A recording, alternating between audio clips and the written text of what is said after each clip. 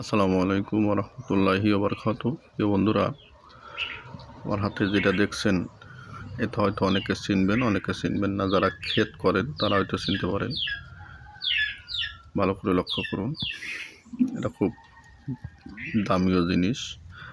আমরা হয়তো অনেকে চিনি, অনেকে চিনি না, অনেকে দাম দেয়, অনেকে দাম দেয় না। এটা কিন্তু মূলার বীজ, মূলার ফুল, মূলা গাছের ফুল। এই যে মূলা আমরা তরকারিতে খাই, সেই গাছের ফুল। এটি তরকারিতে খাবেন। শরীরে যত পদের সমস্যা আছে ইনশাআল্লাহ সবটাই এর ভিতরে আল্লাহ পাক ক্ষমতা দিয়েছেন, কিন্তু আমরা খাই না। তরকারি করে খাবেন, ভাজি করে খাবেন। এই শাক, এই ফুল, এই পাতা, সবই মূলা, সব কিছুই খাবেন ইনশাআল্লাহ।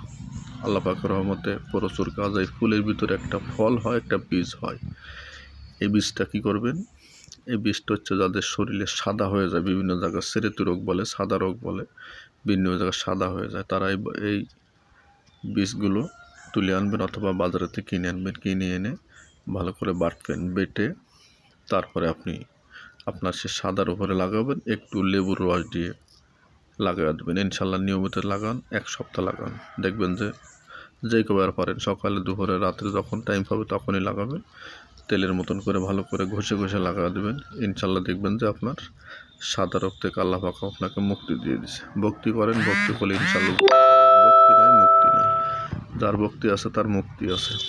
ভক্তি করেন। মূলা হয়তো মনে করেন যে মূল ওর বিসি এ মনে করে আর ব্যবহারটা করলেন না, কিন্তু কাজ হবে না।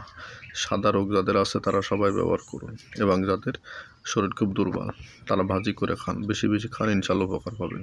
কোনো গাছে কোনো সময় বেইমানি করে না।